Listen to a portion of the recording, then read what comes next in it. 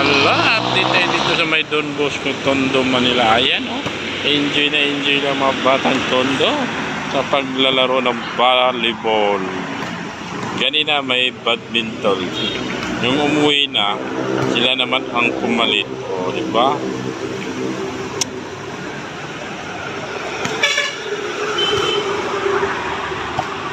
Oh. Ang saya-saya nila dito, pag naglalaro ng volleyball. Update tayo sa Highway Road. Ayan ang Highway Road 10, maluwag po, walang ka-traffic.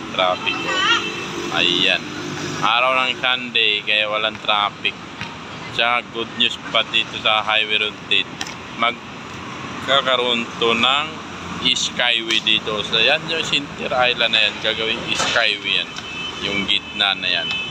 Naku, kaya makikita, abangan natin ang pagdating dito sa mga poste ng Skyway. Malapit na, nandun pa sa Pier 4, may mga poste na doon, malalaki. Kasi nagtanong ako doon sa gumagawa, ano yung ginagawa dyan sa gitna? Anong lalagay dyan? LRT? Hindi, Skyway daw. Ayun o. Kaya ayan o. Good news yan sa mga tracking.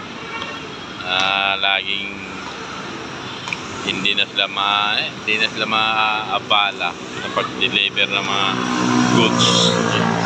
Mabilis ang biyahe nila dahil wala ng traffic dito maganap sa Highway Road 10, Tondo, Manila.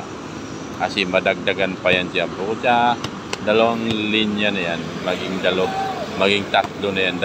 Isang highway dito, kabilang highway doon, papuntang Divisoria, ito papuntang Dagat-Dagatan, yung nakikita natin mga ilaw na yan. Ayan, papuntang Dagat-Dagatan, Putas, Boulevard, ayan, papuntang Britel, doon sa kabila, Divisoria, papuntang Pasay, Buwa, Lunita, doon sa kabilang linya. At tapos pangatlo dito, gagawa pa ng Skyway, na pinaka-doblis talaga ang mangyayari dito, kaya maluwag ang trapiko dito sa Tondo, Manila.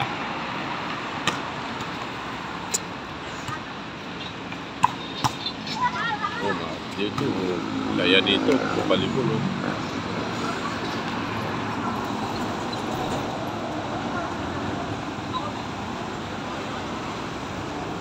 Ito makikita natin, di ba? Ang bibilis ng takbo ng truck kasi walang traffic. Hindi katulad dati yung year of 2020. Grabe traffic dito, pero ngayon wala na traffic dito sa highway na to. Maluwag na talaga. Hanggang dito na lang ang update natin sa Tondo, Manila.